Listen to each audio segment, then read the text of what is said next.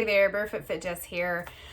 Oh, I've been wanting to make so many videos over this time in quarantine, but it's so noisy at my house all the time, and I guess if I waited until the perfect time, I would never have the chance to make these videos. So you may hear my daughter singing, you may hear my twin boys playing and yelling at each other every once in a while, getting really excited, banging toys around.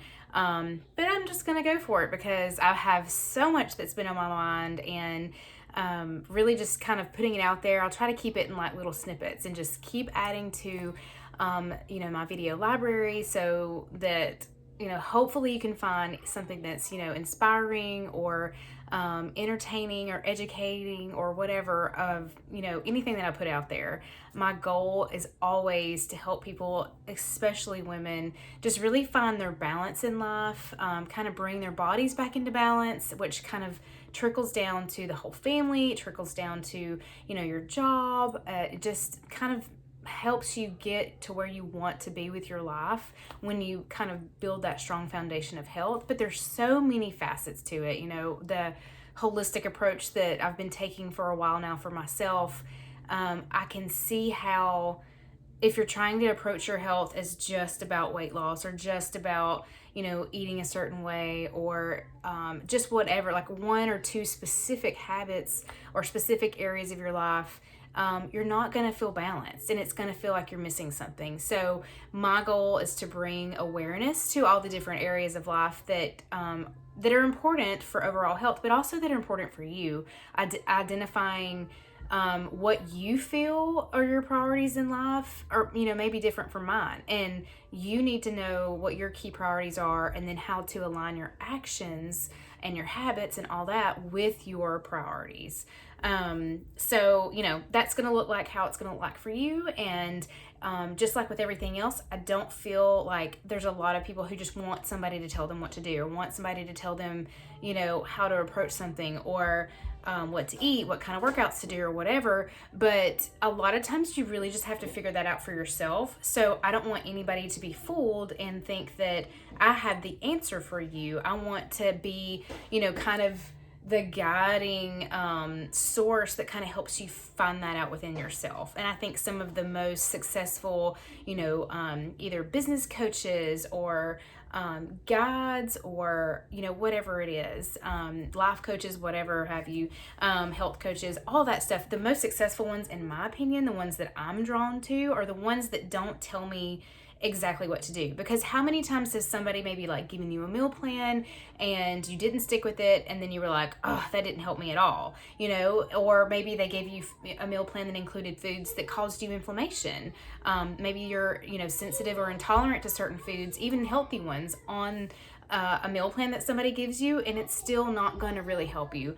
But through all this time with, the COVID-19 pandemic and being under quarantine, for a good, 5-6 months for a lot of people now. I'm in Alabama. We're opening up schools.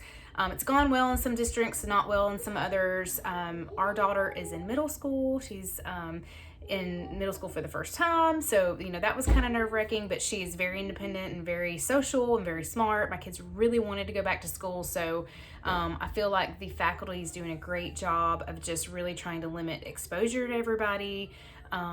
There's a lot of things that I'm not sure the best, overall for everybody for their health, but like at the same time, we have to slow the spread to keep things going. I don't know how well our country has handled it compared to other countries. I think a lot of the headlines you see, may be convoluted and one-sided. So, it's also been up to like certain regions. So like I feel like our country is so big and there's so many people, it's really hard to kind of compare our country to others in a sense. But anyway, this is not what this video is about.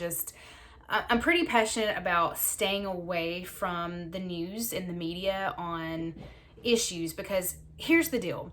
Back in the day when the news was first on like the radio and, then when TV came out and all that stuff, it was a great way to get information to the masses quickly, right? So like the most important things were portrayed and shared and all that stuff, so it could get out to everybody. Well, now you have information at, like, you know, the touch of a button, and news is really just clickbait. They want you to stay tuned. They want you to watch, and, you know, their sponsors, you know, the commercials and everybody that's involved. The more eyes that are on their channel, the more money they can make. So it's constantly breaking news. And if you study the science, what happens in our bodies, it happens with regular social media too, like, you know, liking and commenting or posting and seeing how many people like and comment on your stuff. And, you know, it's almost like how your brain lights up when you play like a slot machine, or, you know, in a casino or whatever. There's, like, you know, it really is kind of like a rush that happens in your brain. You can literally become addicted to social media. So anyway, but with the news, you can become addicted to that too, because it excites your systems, especially when they're, like, you know, breaking news, and, you know, kind of make you think, like, if you don't stay tuned, you're going to miss something. It's like, how many times has something happened, and just because you weren't watching right when it happened, that you never heard about it? And it's also, you know, it's those people's points of view, and I'm not saying they don't research things very well and all that kind of stuff, but, you know, it's, to a certain extent, it's always going to be biased, you know, one way or the other. So I just don't appreciate the, you know, everything is dire kind of thing. Like, if your body is always under stress like that, like, if you think about stress, and that's one of the things that you're going to have to wait a minute. You're going to have to wait a minute. One of the things that I really wanted to talk about real quick today, because our bodies have been under stress since all this happened, because it's an unknown, it's a new, you know, it's a very novel something that our country has gone through, and, you know, there's different stages of it, and I have recognized it as grief. You know, there's 5 stages of grief. I've gone through grief, you know, personally, with the stillbirth of our daughter, and it's been 3 years as of last month since that happened. And I did a lot of digging during, like, after that time about grief, and, you know, journaled about it, blogged about it. And so anyway, I'm not saying, like, I'm an expert on grief. I'm not a grief counselor. I just have experience with dealing with grief myself. And I recognize the feelings and the stages of things that I've gone through as grief from, you know, dealing with this crisis, dealing with this pandemic. So, you know, first we have denial, then we have anger, we have bargaining, we have depression, and we have acceptance. So if you think about, like, the denial of it before, you know, at the beginning, we're kind of like, this isn't really happening. Like, how can it really be that bad? And, you know, you kind of glued to the news to, like, you know, see, like, if something can validate whether or not, you know, it's true.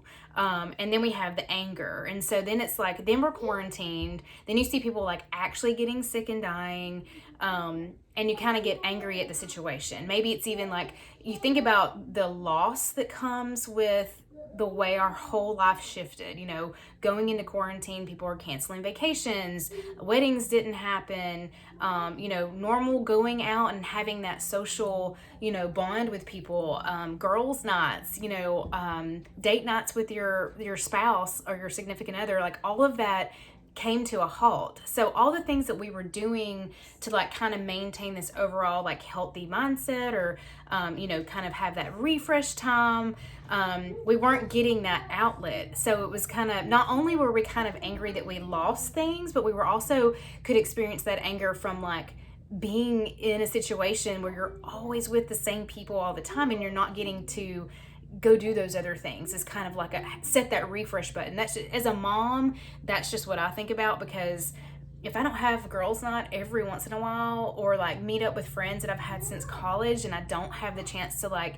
you know, even see them for just, like, a day, or, you know, like an annual trip or whatever, it's just, it bums me out, you know. And I have friends that were getting married this year, and now all the plans are different, and, like, not including people from, you know, all over the country like they wanted to and stuff. So, you know, it's normal to go through that anger phase. And then it's the bargaining phase. And this is like, you know, if I'll wear the mask, I'll do whatever I can, as long as I can just, like, leave the house. If I can just go somewhere, you know, please open up the restaurants again, or please whatever. And it's obviously not, you know, the end of the world per se when we can't go get a coffee. And that's not what it's about. It's just like, there is going to be an impact on our health overall from being quarantined. So I'll get more to that at the end, but going through the bargaining phase and all that stuff would feel, pretty normal. It's just a pretty normal part of the whole grief process. And then you have the depression, which I think a lot of people were kind of feeling at different times. And this is not linear either. And in my experience, in my opinion, the grief process is not linear. It's really like you could be in, 1, 2, 3, or 4, 5 stage, but you could go, from 3 back to 1. You could go from 2 to 4 and then back to 3. Not everybody processes it linearly.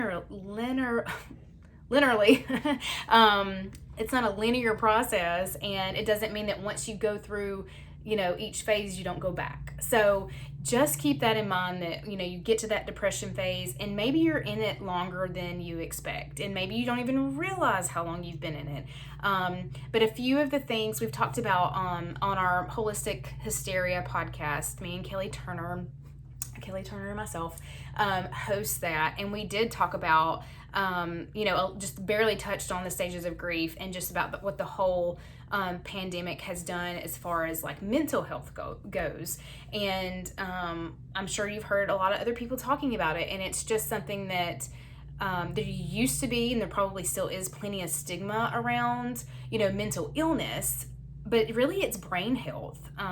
It's mental health. It's there are literal things that need to happen in your life for your brain to keep functioning properly. And your brain is connected to your gut, which is what controls everything, all your systems in your body and how you feel and how it works. And, your brain is just very, very complicated and multifaceted, but it still all boils down to the health of it.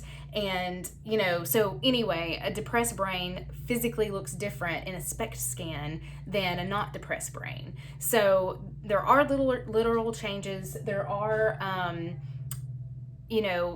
it's kind of just normal. It can be normal, but again, you don't need to stay there for too long. So if you feel like you've been in the depressed stage for longer than you would like, if it's really hard for you to get out of the house when you actually are able to, if you find zero joy in anything, all that kind of stuff, don't be afraid to seek help about it, to talk to somebody about it, and know that you're not alone. Like, everybody is processing this grief, these stages of grief. And so you're going to have to realize that it's okay, but also you don't want to stay there too long. And then the 5th stage is acceptance. So obviously everybody's at a different point of accepting that this virus is, killing people, and that, it's kind of scary. It's, but it's also, there have been positive changes that have come along with, kind of having to refocus on, is your home somewhere you enjoy being? Are the people at your house, enjoyable to be around? Are you enjoyable for other people to be around? Do you have other hobbies outside of what you used to do pre-quarantine that you feel are still worthy? Are you truly happy with yourself? Or if you don't have stuff that's constantly keeping you busy, do you find yourself kind of sad or unfulfilled or whatever? There's been a lot of stuff that people have been faced with, myself included. And so I told it, please stop. I'm not going to ask you again. Just wait a minute. Just a minute. See, they were fun. They were playing, not talking to me, and then all of a sudden, as soon as I hit record, this happens every time. But they start school Monday, so I will have some more time.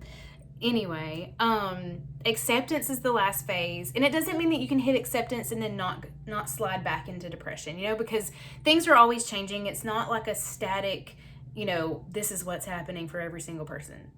This is what's happening for every single person. It's constantly fluid, and your experience is going to continue to change and all that stuff. So just go with the flow as much as you can and tap into yourself. Tap into what is making you feel, either joy or sadness or love or fear. You want to try to live through love as much as possible and realize that, you're part of this whole big universe, and that you do matter and you are worthy. And, this is a point in time that is going to change. It's going to keep evolving. So, it's all about using your time the best you can now. And sometimes that means not doing a lot of anything. Sometimes that means learning a new hobby. Now, I'm not coming out of quarantine. We're still not completely out of quarantine, but with the kids going back to school and that kind of thing, things are loosening up around here.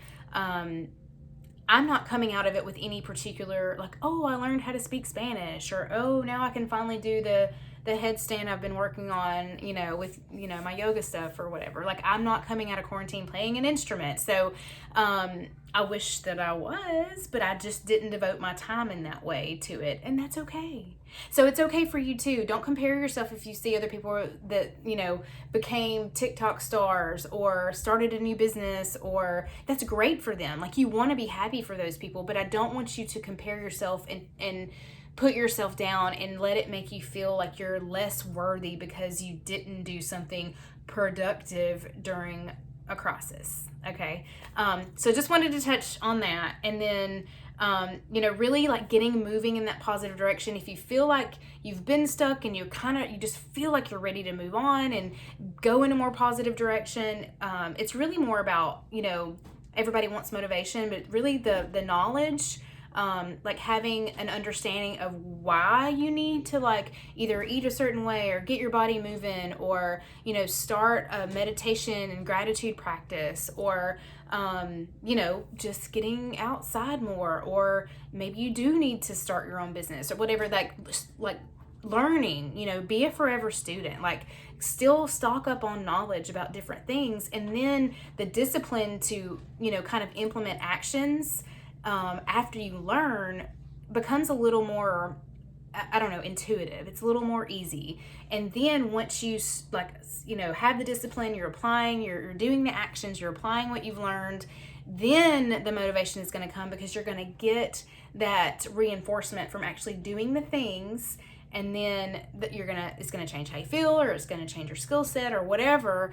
You're going to see the skill move, or you're going to develop a new hobby or start a new business or whatever. Well, then that creates motivation to keep going. So don't wait for the motivation to hit. Arm yourself with some knowledge. Keep learning stuff. Keep reading. Keep listening to podcasts.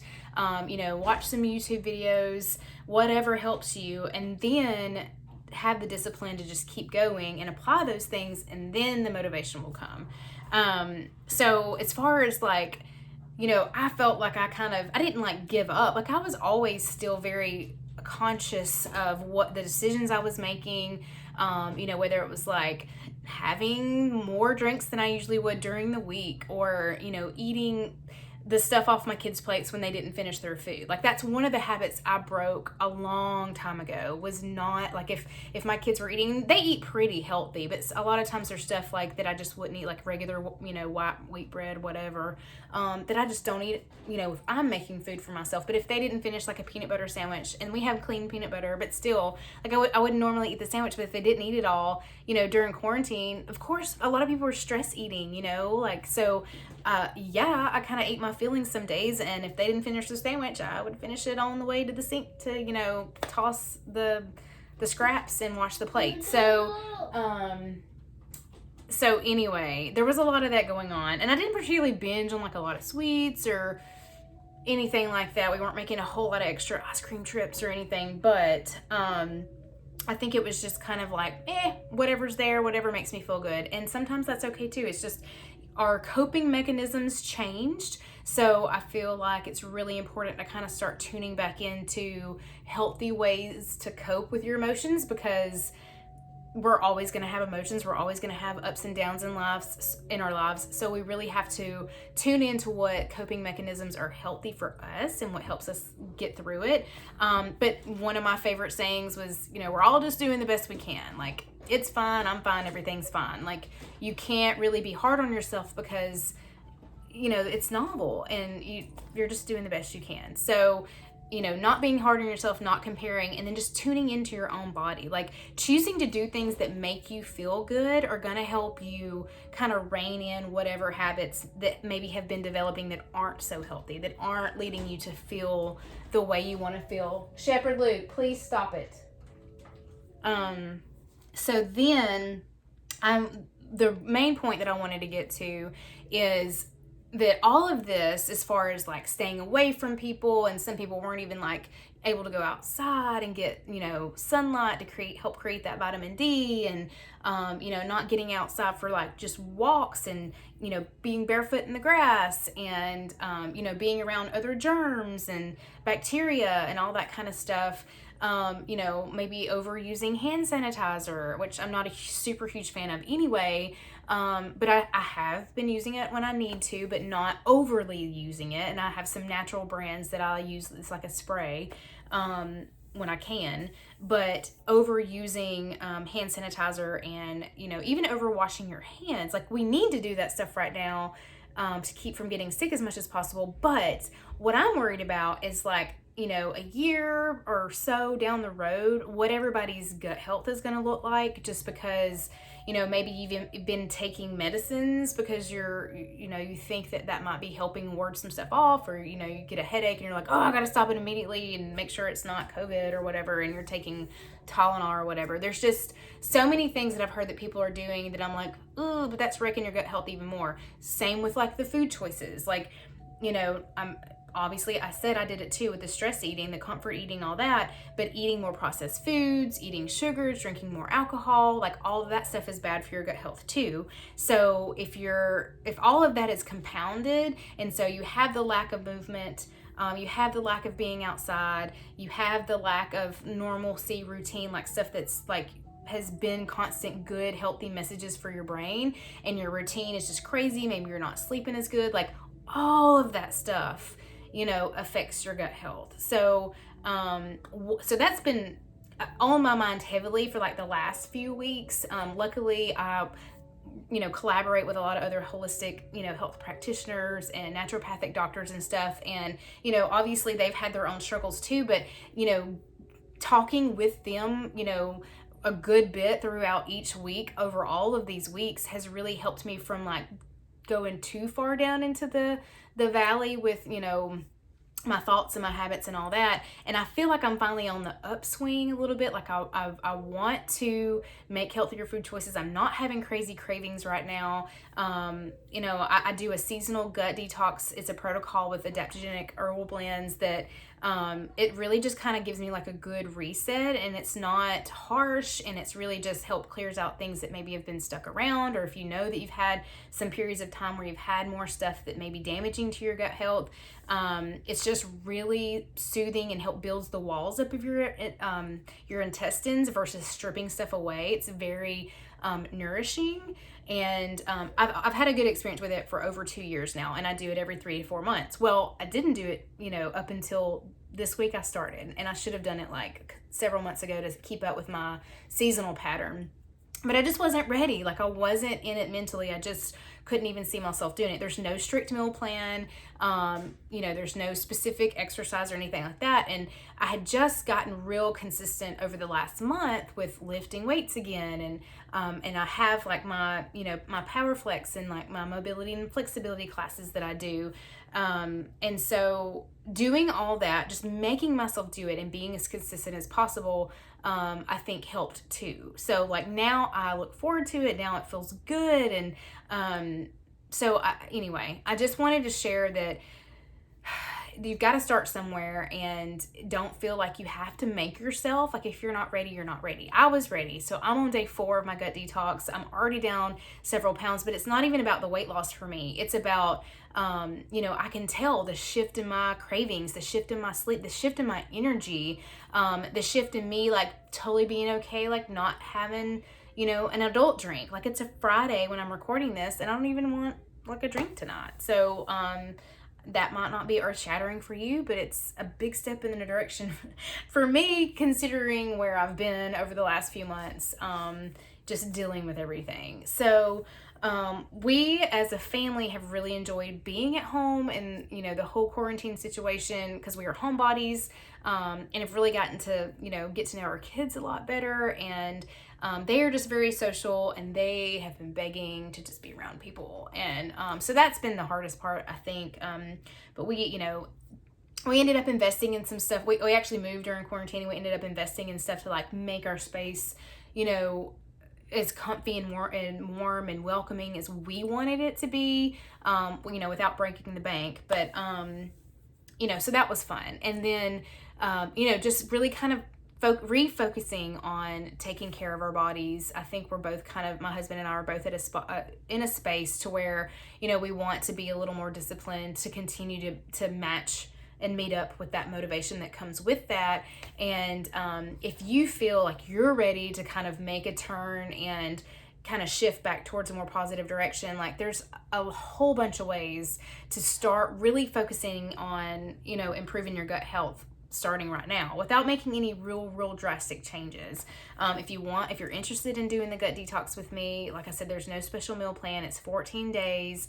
You take a supplement dosage twice a day, morning and night. But I also have a 30-day program that it's also very nourishing for your gut health, but it's also been kind of a breakthrough with people's energy and their overall like well-being feeling. So it's kind of what I'm leaning towards recommending for some people who I've talked to who just they really need that positivity and that light kind of brought back in their life and stuff. So, and it's 3 times a day is when you take those supplements, and they're not all the same, so you kind of take different ones at different times of the day. But it also comes with 30 days of prompts that really kind of help you get more in touch with your emotions, get more in touch with your habits, and really get down to to building that beautiful healthy gut, that foundation that's going to carry you on. Because really we're all kind of going to be battling some of this stuff until we can get on the other side of it. But like I said, there's always going to be something else that stresses our bodies mentally and physically. There's always going to be things that we go through that we have to deal with. And I think learning to deal with your emotions is so important, instead of just bottling it up and pushing it down and pretending like it doesn't exist. It's not serving you. And that's when my team that we get on video chats pretty much every day. Anybody who can get on at the hour that we're on there can hop on, and we've done a lot of self-reflection and a lot of really digging deep, especially through this, because it's elicited so many emotions for people that they want to and need to talk to other people about it. Or you can tell the people who are just kind of avoiding even going there. But eventually they get to it, and eventually, it ends up being the best thing for everybody. So, anyway, I'm here to help you support your gut health if that's what you need. And it may look different for you. You may not want to start with, herbs. You may want to start with, just other habits and stuff. But that's a big part of what I do in my coaching, is really help people kind of reestablish, healthier habits that help kind of build up your gut health, help you rebalance your body, so that you're functioning better. Like you should be, going to the bathroom every day. You should be sleeping well. You shouldn't have that 2 to 3 p.m. energy crash every day. You should want and kind of crave those healthier foods and be able to find joy in life and not just wait until 5 o'clock somewhere or whatever. But that's, like I said, no judgment. I was there. I've been there all, most of 2020. But it's just now that, I do feel like I'm kind of on the other side of everything. It's, for me, who knows how long I'll be right here. But it's ever evolving, and I feel like getting to a good space puts me in a better position to help people. So this is why I'm speaking about it now and can kind of keep looking towards the future. And so I would love to coach you wherever you are in your journey. If you need help with anything, I take this holistic approach. So it's not going to ever be just, here, take this. It's, there's no magic, no magic herbs. I mean, they're great, and they really do help supplement your body in a way that, especially, all of our blends include adaptogens, and they're just powerhouse balancing herbs, and they really help your body adapt, and we all need that right now. So, but that's just a part of it. There's so many other things that go along with it. So I would love to help you. Just holler at me if you want to try, 14 days, 30 days, or if you just, want to take my health assessment and just see like where you want to start, with shifting in a more positive, direction during this pandemic. So, 'cause it's not over. We're still here. But that doesn't mean that you can't slowly start making positive steps, okay? I'm here for you, and thanks for watching.